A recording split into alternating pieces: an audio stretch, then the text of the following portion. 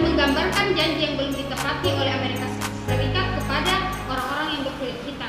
Dan pada bagian klimaks di bagian I Have a Dream ini, ia melakukan atau menulis visi masa depannya. Dan bagian penutup ia menggunakan frasa Let Freedom Sing yang berarti secara berulang untuk memperkuat semangat. Jadi umpan balik yang dapat kita ambil di sini yaitu organisasi pidato semangat ini berisi tentang logis, mengalir dan meningkatkan emosional secara bertahap sehingga mencapai klimaks yang diharapkan.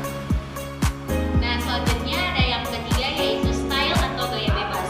King menggunakan gaya bahasa yang kuat dan menarik termasuk repetisi yaitu I have a dream diulang untuk menanamkan pesan utama.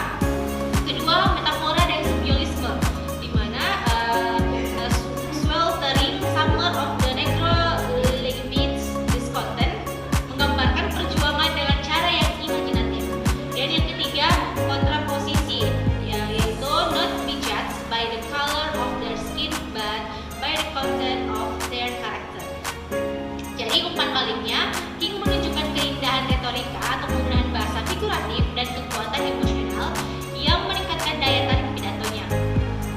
Lalu yang keempat, memori atau penguasaan materi dan ingatan, di mana pidato ini sebagian besar disampaikan secara improvisasi di bagian klimaksnya. Awalnya King memiliki teks tertulis, tetapi ketika Mahalia Jackson berteriak "Tell them about the dream", ia meninggalkan teks dan berbicara dengan dalam hati. Umpan baliknya, kemampuan King dalam menguasai materi atau mengingat struktur dan beradaptasi dengan momen menunjukkan keterampilan public speaking yang sangat luar biasa. Selanjutnya, Baik, selanjutnya presentation, yaitu penyampaian fisik dan vokal. Ada tiga. Yang pertama, vokal. King memiliki suara yang kuat, resonan, dan penuh emosi. Dan yang kedua, gestur dan ekspresi wajah.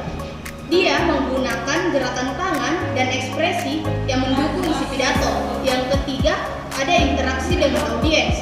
Dia menangkap reaksi massa dan menyesuaikan ritme pidatonya. Selanjutnya ada umpan balik.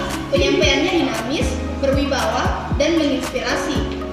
Membuat pidato ini menjadi salah satu yang paling berpengaruh dalam sejarah. Dan yang terakhir ada kesimpulan. Pidato I Have a Dream adalah contoh sempurna dari public speaking yang luar biasa karena berhasil memanfaatkan penemuan, gagasan yang kuat, organisasi yang jelas, gaya bahasa yang indah, penguasaan materi yang mendalam, dan penyampaian yang karismatik.